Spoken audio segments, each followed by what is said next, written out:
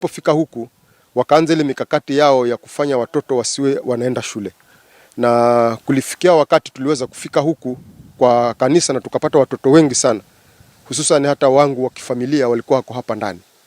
So tulienda tukaketi na security team ya sublocational level na tukaandika minutes za kukatalia dhehebu la Bwana Mackenzie huku kwetu Bungale.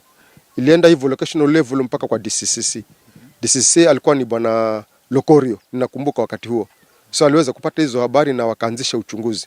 Ninakumbuka wakati tulikuwa tunashirikiana na yeye, aliweza kutumana hata askari. Na Land Cruiser ilifika hapa na askari na tukaja tukachukua wale watoto na hatimaye wakapelekwa kotini. Kulingana na ile itikadi ambao watoto walikuwa wamepatiwa na hilo kanisa, hawakuwa wanataka kwenda shule na wako na misimamo mikali kutoogopa hata askari. Kwa hiyo walikuwa wamesema kwamba kama ni kotini wako tayari kwenda kotini, lakini hawataenda kwa masomo kwa sababu masomo hayako katika Biblia. Sasa wakati ile kanisa, wakati wale watoto wamekuja kuchukuliwa na wamepelekwa mpaka kotini na wameachiliwa wamerudi, ikawa sasa ule utaratibu wa jamii kule kuvumilia ili zile sera za kiserikali ziweze kuchukuliwa, wakaona kwamba ile inaweza kuchukua muda mrefu zaidi. So wananchi walikataa kwa sababu watoto bado wametoka kule kotini, waliweza kurudi tena direct kwa kanisa na wakaanza kuendelea na hizo itikadi zao.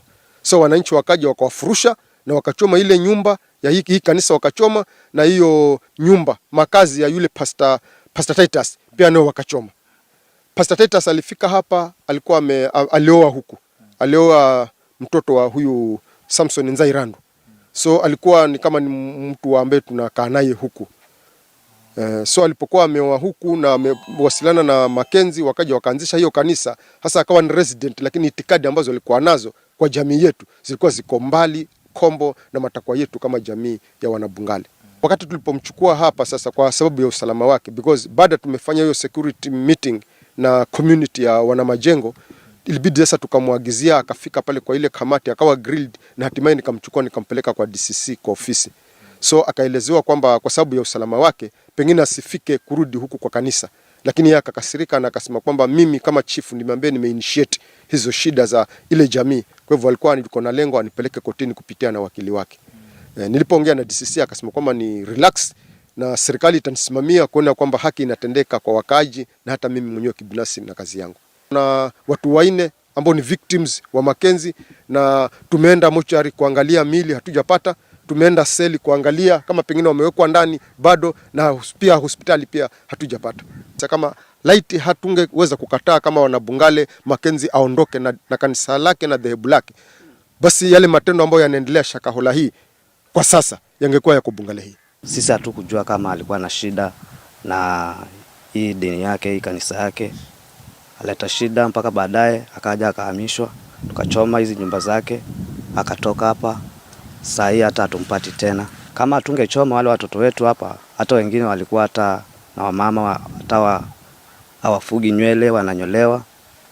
Amesema hivyo, wale watoto wakienda pale shule wanaenda wanasomea, walimu hataki kusikia kabisa. Ukiwaambia chochote hawasikii, hawafanyi kazi, wanashinda hapa wanasoma notebooks. Alikuwa ameleta kama vitabu, acha maBiblia. Walikuwa wanazisoma wakawa wasikii. Wale wa mama nao walikuwa wamewapatia biashara, wanauzauza vitu huku mtaani. Na wale vijana badala ya kusoma wanakuwa mahawkers, walikuwa wamewapatia pesa. Hiyo hali mtoto akiingia kwa kanisa lake alikuwa unamuona kama mpumbavu kabisa. Ukimwambia fanya hivi hataki kabisa. Nenda kwa masomo. Kwanza anasema mimi nimeambiwa nisisome maana Yesu hakusoma. Kwa hivyo mimi nami sitasoma. Sasa ikawa hiyo mipango hiyo anaileta yeye huku kwetu. Hatujaona kanisa ambalo linaleta kitu kama hiyo. Kanisa lolote linaruhusu watu kusoma, lakini hilo lake likawa haliruhusu watu kusoma. Sasa zile itikadi zake ambazo anazitoa kwa lile kanisa lake zikawa zaogofya kabisa. Mimi tayari nikawa hizo nazikataa. Mtoto wangu nikimwambia anasema baba kanisa ndio hili Yesu yuko karibu na kuja hili ile.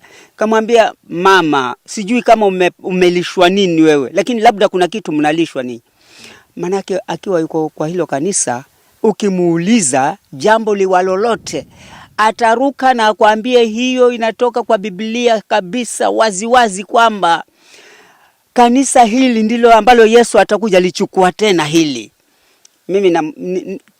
Lakini yule mtoto wangu akawa hasikii.